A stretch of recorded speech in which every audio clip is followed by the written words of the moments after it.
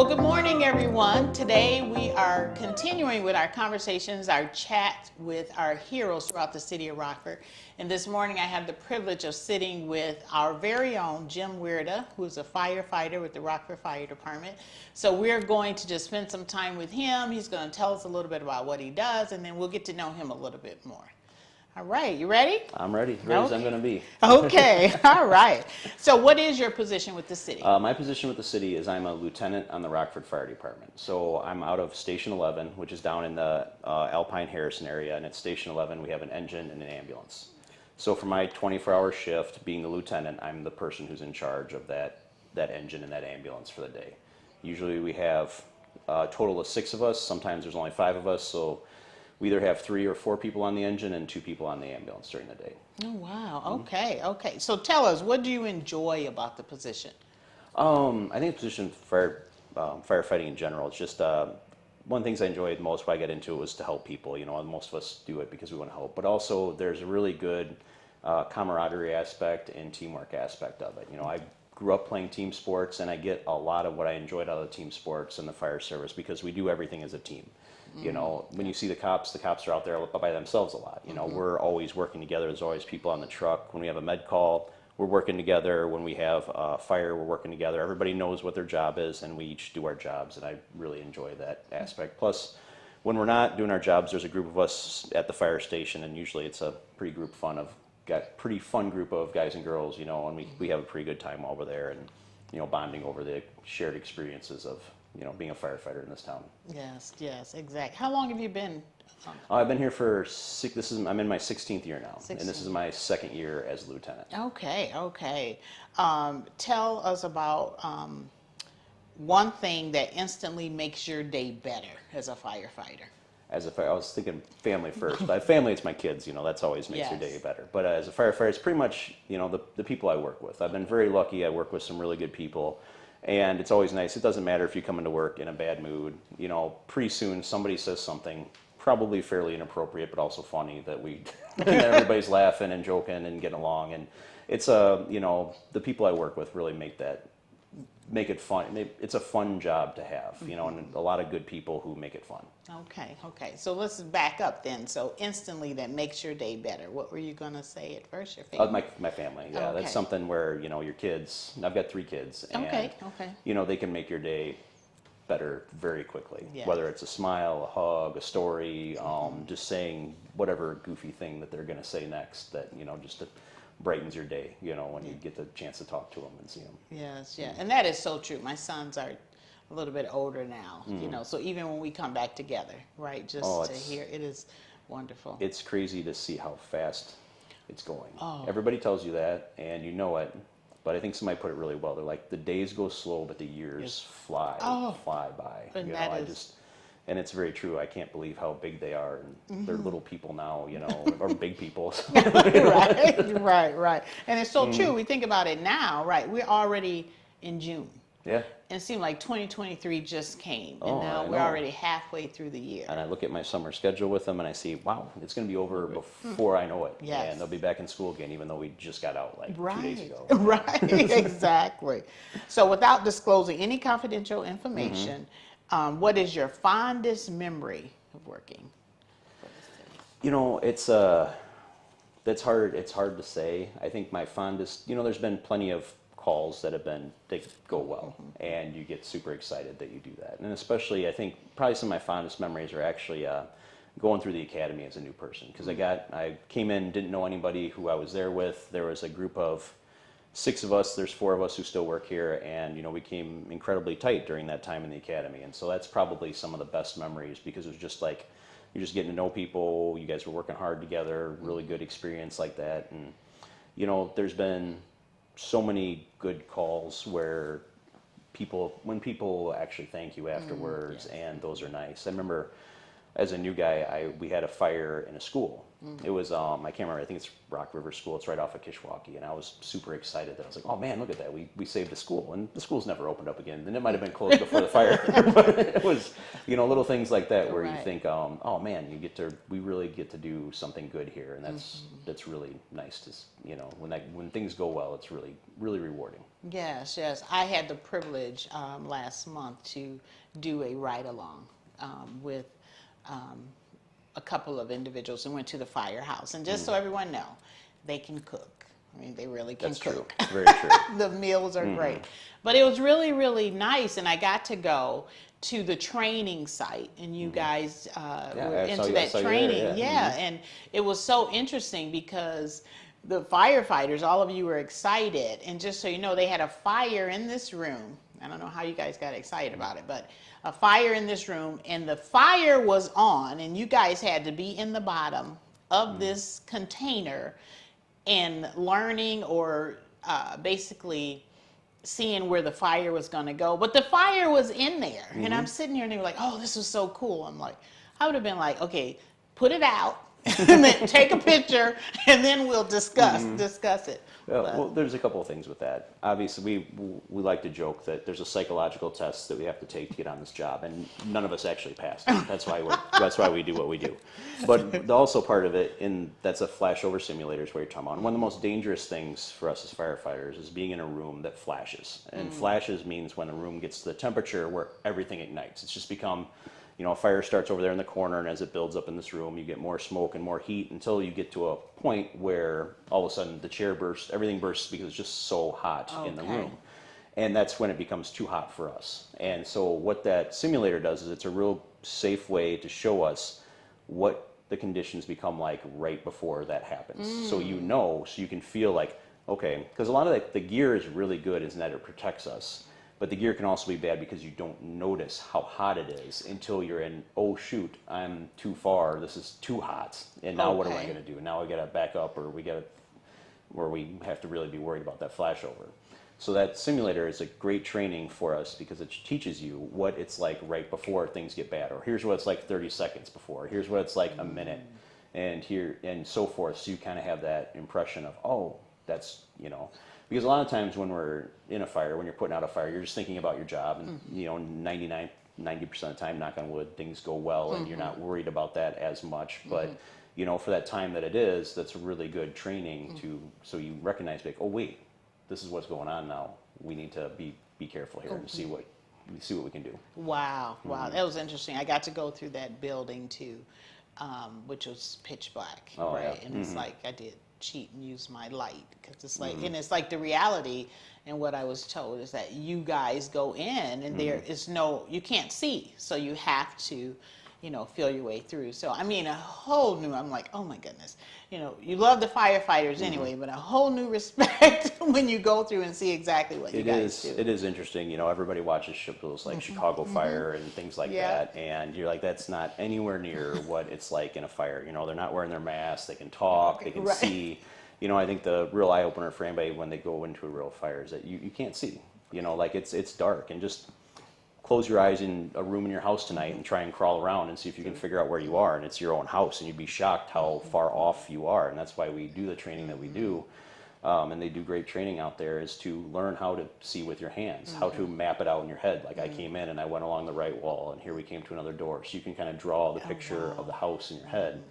And when we're in houses for medical calls, one of the things I try and do is you look and this is what the house looks like on the outside. You can get a pretty good idea of where rooms are. Like, this is where the bedrooms are probably this way, where we're going to find people at night, or here's where the family room and the kitchen are. So you can kind of tell from looking outside, but it's, good training on how to use your hands to basically see and search, because you're not just finding your way, you're also looking for people too. When you can't see, means it's unbreathable air.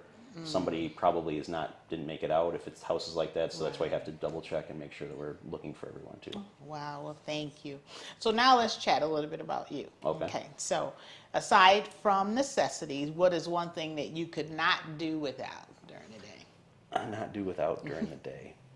That's a good one that I don't have a good answer. I don't have a good answer for that one right now. I think I missed that when I was going through the. Okay. I mean, right now, it gets into my hobbies too, but it's just like right now, I've been really into working out. It's something that I've been able to. I've had some health problems recently, so it's helpful to get back into working out and getting in really good shape, and that's been really good for me. So I try and every day, but it's not at work. I don't get too much.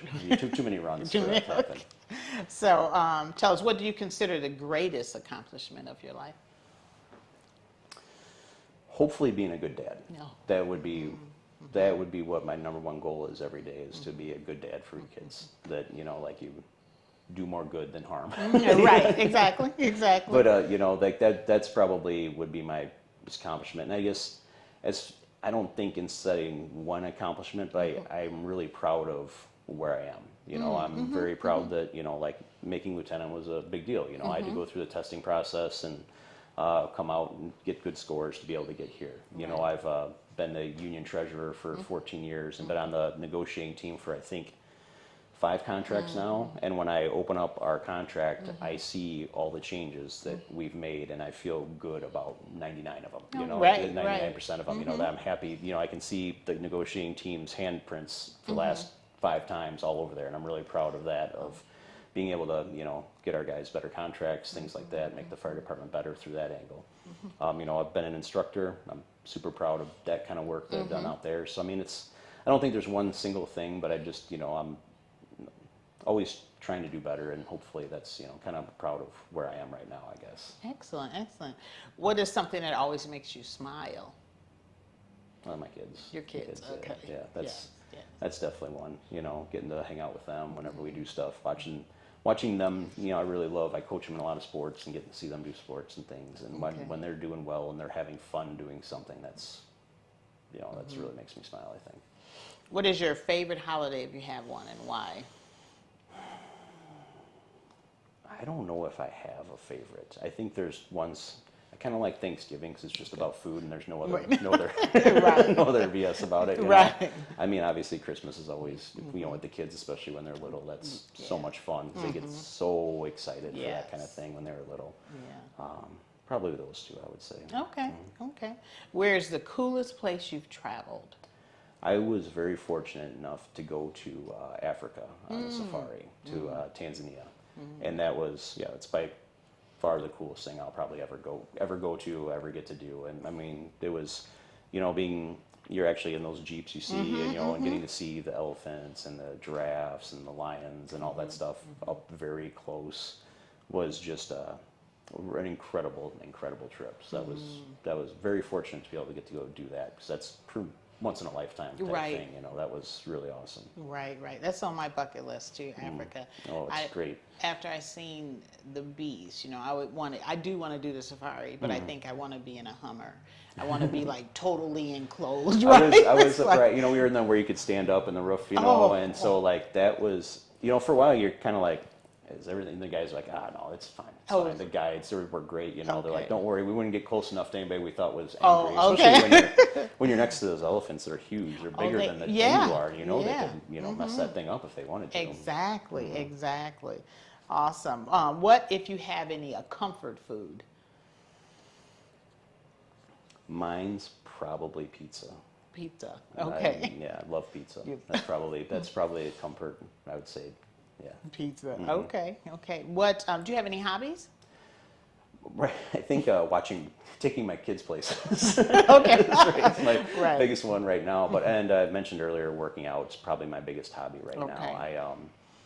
I'm a CrossFit person. That's what I like to do, and I really enjoy doing that. And it's been I had over the past 2 years, I've had like 5 surgeries. So it's been like a long road of recovery getting back. And for about the last 6 months, I finally felt like I'm kind of healed and feeling strong again and back and getting in good shape. And, so that's pretty much, that's kind of my hobby. It helps keep me sane. It's really good for my mental health too, working out regularly. And I've found a, class and a group that I like to work out with. And so I'd say that's probably behind, coaching my kids and taking them places. That's probably my next hobby. Right, and enjoy that too, because I remember my son played basketball, my youngest, in AAU, so all the time. And I remember used to think, oh, do I ever get a break? And then when it stopped, it's like I missed it, you know? It's like, oh, enjoy it. Oh, that's where I'm at now. Is like it's just been chaos for so long, and it's still chaos, but it's like I can see the light where, oh man, I'm almost done. Like, you know, I was never a baseball player, but I've coached them baseball when they're younger. But you know, my youngest one now, he's gonna go up to the level where like well beyond where I should be coaching at, you know, and it's just like, wow, this is my last year doing this. This is kind of crazy, you know, and I'm still coaching my daughter in basketball, but I know those, you know, it's maybe 2 years left of that, and then I'll be done coaching. And I you know. it's kind of like, wow, never seemed like that was going to end. And Right. here we are. Yeah, it does. It does. Just two more questions. So, what makes you unique, if you could? I think one of the things that makes me unique is that I think I can fit in. I've got a very interesting, or a very, I don't know if diverse is the right word, background, where I can feel very comfortable in like a small town dive bar and feel very comfortable at a very nice restaurant where it's super fancy and nice. And I've been able, because of my past experience, like I feel like I can talk to a lot of different people because of that. And I think I've been complimented on this before, is I have an ability to make complicated things sound easy, to be able to explain things to people a little bit. So hopefully that's not just ego. That's but I've been complimented on that quite a few times. So I think that's kind of, I think I can relate fairly well to a wide range of people. Oh, that's awesome. That's awesome. Very much. That is really awesome. Yeah, to be able to, hold a conversation and or articulate, explain from here to whatever, right? And making people feel comfortable. That's great. So last question. How do you want to be remembered? When I saw this, when I was looking at it last night, I was thinking pretty hard on that, because it's just like, like it goes back to your kids again too. It's like, on the job, I want to be remembered as somebody who was good at what they did. That as an officer, I want to be remembered as somebody who took care of their guys, because I think that's the best compliment you could give. Like some of the chiefs who I've had who've been really good, who've retired, the district chiefs. One of the things I thought made them good is like, if they were in charge of a fire, I felt safe. I knew that they knew what they were doing and that they did a good job. And I hope the guys who work for me feel the same way, that they have a competent boss who they feel safe working with and knows is going to take care of them. Right. And as far as like my kids and stuff, just that, as I try and tell them, just hopefully they see somebody who tries his best, does well, like has always just work hard. I've told my kids, I don't care if you're terrible at something, you just give it your all and go into it, and I hope that's what they take away from that. Excellent, excellent. Yep, just being real and true. That's what I, even with my sons, if you start something, finish it, right? But give it your all, give it your best. Yep, Absolutely. exactly. If you're going to do it, do it. Do it, yep. If it doesn't work out, it doesn't work out. Exactly. But there's nothing wrong with going after it and shoot your shot, however you want to put it. Exactly. It's, Yep, exactly, exactly. Well, thank you. I appreciate it. And thank you. Yeah. Thank you. Thanks for having me here, and I appreciate, you gave me an interview earlier too for right. my project, so I appreciate that. Yeah, I thank you. Get to know you a little bit better, so maybe I have to get over to Station 11, right? Yeah, come on, anytime. Yeah, have some lunch. Okay. No, she wasn't kidding. Right. I'm a much better cook after 16 years of working Right, there right. than when I started. Okay, well, thank you, and we are, that concludes our interview. So, all right, you have a great rest of your day. You too. Have a good weekend. Thank you. 3-day weekend. Yes, thank you.